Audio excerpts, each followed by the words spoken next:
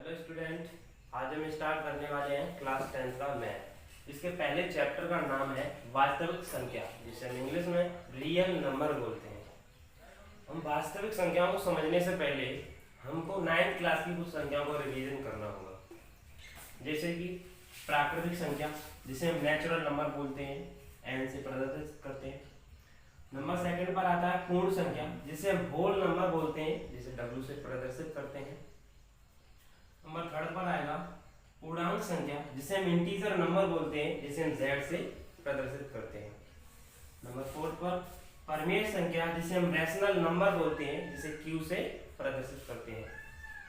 Number fifth पर आता है अपरिमेय संख्या, जिसे हम इरैशनल नंबर बोलते हैं और पी से प्रदर्शित करते हैं। अब एक एक कर हम सभी संख्याओं के बारे में जानेंगे कि कौन सी संख्या क्या होती है। अभी हम प्राकृतिक संख्याओं के बारे में देख लेते हैं कि प्राकृतिक संख्या क्या होती है। तो प्राकृतिक संख्या वे संख्या कहलाती हैं जिन संख्याओं को हम किसी भी चीज को गिनने के लिए प्रयोग करते हैं, जैसे कि 1 2 3 4 5 डॉट डॉट डॉट अनंत तक जो भी हम किसी भी चीज को गिनते जाएंगे, जहां तक हमें जरूरत पड़ेगी किसी भी चीज को गिनने के लिए, जिन संख्याओं का प्रयोग करेंगे वो संख्या हमारी प्राकृतिक संख्या कहलाएगी। नंबर सेकंड, ये है हमारी पूर्ण संख्या, जिसे हम इंग्लिश में होल नंबर बोलते हैं, डब्ल्यू से प्रदर्शित करते हैं। होल नंबर क्या होते हैं? प्राकृतिक संख्याओं में ही आगे जीरो ऐड कर दिया जाए, प्राकृतिक संख्याओं में आगे जीरो ऐड कर दिया जाए तो वो हमारी संख्याएं पूर्ण संख्याएं बन जाती हैं। ऐसा बोल सकते हो कि प्राकृतिक संख्या 1 से स्टार्ट होती है और अनंत तक जाती है, और पूर्ण संख्या 0 से स्टार्ट होती है और अनंत तक चली जाती है।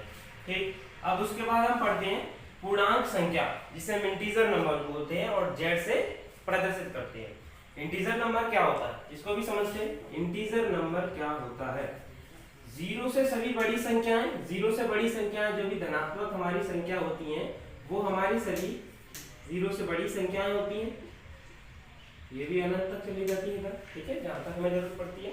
और 0 से सभी छोटी संख्याएं जो कि माइनस की संख्या होती हैं, 0 से छोटी संख्याएं कहलाती हैं, जैसे कि -1, -2, -3। ये सभी संख्याएं हमारी -∞ तक यानी -1 तक जाती हैं, ऋणात्मक संख्या कहलाती हैं, और 0 से सभी छोटी संख्याएं होती हैं। इन सभी संख्याओं को हम पूर्णांक संख्या या इंटीजर नंबर बोलते हैं। फिर पढ़ते हैं हम परिमेय संख्याओं के बारे में। परिमेय संख्याओं को रैशनल नंबर बोलते हैं, जिसे क्यू से प्रदर्शित करते हैं, ये मैं बता चुका हूं। अब हम देखते हैं कि ये होती क्या है। परिमेय संख्या क्या होती है? परिमेय संख्या को p/q के रूप में लिखा जा सके वो संख्या परिमेय संख्या कहलाती है, या फिर बोल सकते हो जो संख्या बट्टे के रूप में लिखी जा सके उसे हम परिमेय संख्या कहते हैं। जैसे कि, और मैं एक बात बता दूं यहाँ पर, जहां पर P और Q दोनों संख्या ही पूर्णांक होती हैं, ये ध्यान रखना है। P और Q दोनों ही क्या होंगी? पूर्णांक होंगी। जहां Q नॉट इक्वल टू 0, हर वाली संख्या 0 के बराबर नहीं होगी। आप कोई सी भी संख्या लिख दो, हमारी संख्या जैसे कि आपने लिखा 7/2 लिख दिया, ये एक परिमेय संख्या होगी। 5/9 लिख दिया, ये संख्या होगी। माइनस का कुछ भी लिख दिया, -5/3, तो ये भी हमारी एक परिमेय संख्या होगी। अब हम समझते हैं अपरिमेय संख्या के बारे में कि अपरिमेय संख्या क्या होती है। अपरिमेय संख्या क्या होती है समझ लेते हैं, इनको मैं साइड से लिख देता हूं।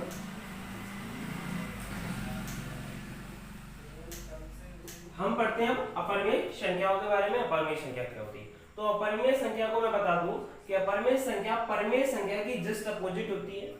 जैसे कि आपने अभी देखा ही था कि परिमेय संख्या को p/q के रूप में लिखा जा सकता है, और अपरिमेय संख्या को p/q के रूप में नहीं लिखा जा सकता, वो संख्या अपरिमेय संख्या कहलाती है।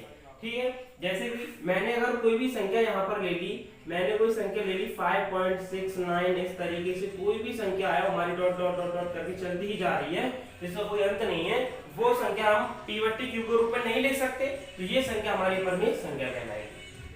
और देख सकते हो आप, पाई को भी हम अपरिमेय संख्या कहते हैं। अब आप कहोगे कि पाई को अपरिमेय संख्या, पाई की वैल्यू होती है 3.14, इस तरीके से पाई की भी वैल्यू चलती ही जाती है, इसको भी हम अपरिमेय संख्या कहेंगे।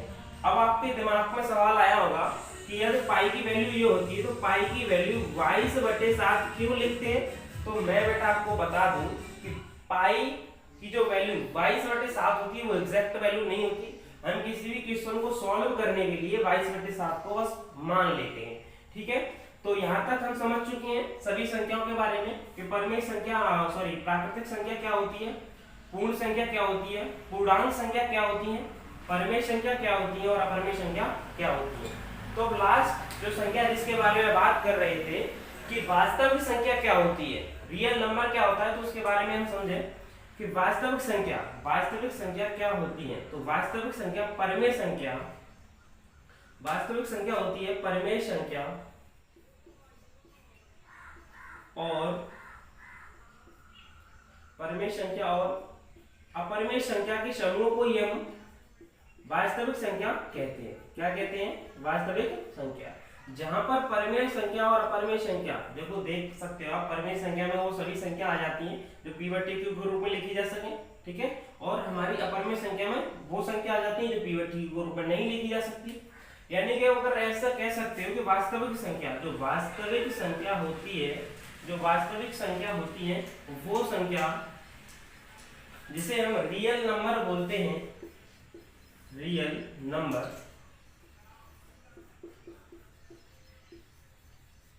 रियल नंबर वो सभी संख्या होती हैं जिन संख्याओं को हम मैथमेटिकल भाषा में पढ़ते हैं, लिखते हैं, देख सकते हैं, वो सभी रियल नंबर कहलाता है। आशा करता हूं कि इतना आपको समझ में आ गया होगा। अब इसके बाद इस चैप्टर का दूसरा टॉपिक है, उसे पढ़ेंगे। सॉरी, पहला ही टॉपिक है, ये तो हमने 9th क्लास का टॉपिक डिस्कस किया था। पहला टॉपिक है यूक्लिड विभाजन एल्गोरिथम, तो उसको हम समझेंगे। आइए अब हम पढ़ते हैं यूक्लिड विभाजन प्रमेय का। तो उसको समझने से पहले हमें एक एग्जांपल समझना पड़ेगा। तो इस एग्जांपल के माध्यम से मैं आपको सब कुछ समझा दूंगा। अगर हम इस तरीके से 5 का डिवाइड अगर 23 में देते हैं तो हमको पता है कि 4 टाइम्स जाएगा और यहाँ पर माइनस होगा 3, यानी कि ये हो जाएगा। अब मैं आपको समझाता हूँ कि इसी के माध्यम से मैं आपको पूरा यूक्लिड विभाजन प्रमेय का समझाता हूँ। जैसे कि अब यहाँ पर मैं समझाने की कोशिश कर रहा हूँ, आपको उसको समझने की कोशिश कर रही है। 4 है यहाँ पर भागफल, ये तो आप सभी लोग जानते हैं, तो इसको भागफल बोलते हैं। और ये 3 जो बचा है लास्ट में उसको बोलेंगे शेषफल। और ये 5 है, ये होता है भाजक। और यहाँ पर ये है, इसको बोलेंगे भाज्य। ये इतना तो सभी आप लोग जानते ही। अगर मैं अब यहाँ पे बता दूं आपको, जो भाजक होता है, भाजक को हम b से प्रदर्शित करते हैं और जो भाज्य होता है उसको हम a से प्रदर्शित करते हैं। और यहाँ पर 4 होता है, सॉरी ये भागफल होता है, भागफल को हम q से प्रदर्शित करते हैं और जो शेषफल होता है उसको हम r से प्रदर्शित करते हैं। इसी तरीके से हमारे पास जो हमें यूक्लिड विभाजन प्रमेय का मिलती है, जो एक पहले से ही सिद्ध किया हुआ एक कथन है जिसको हम समझने की कोशिश कर रहे हैं। ठीक, तो इस तरीके से अगर हम यहाँ पर 23 को लिखें तो क्या लिख सकते हैं? 23 बराबर 5 × 4 और प्लस में 8। देखें बराबर से हमारे ये 5 का इसमें लगाएंगे 20 और 20 और 3 23। तो हम इसको ऐसे लिख सकते हैं, यहाँ पर ही जो आपको सामने दिया गया है ये है आपका भाज्य, ये है आपका भाजक जिससे हमने भाग दिया था, और ये है आपका भागफल, और ये लास्ट में आपका बचा हुआ है शेषफल। ठीक है, तो आपको बिल्कुल समझ में आ गया होगा कि यूक्लिड विभाजन प्रमेय का क्या होती है, जिसे हम यहाँ पर मैंने बता ही दिया कि भाजक को किससे डिनोट करते हैं।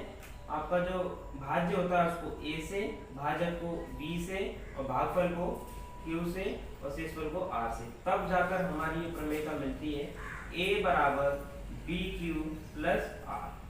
ठीक है, तो आपके समझ में आ गया होगा कि यूक्लिड विभाजन एल्गोरिथम या प्रमेय क्या होती है। क्लियर?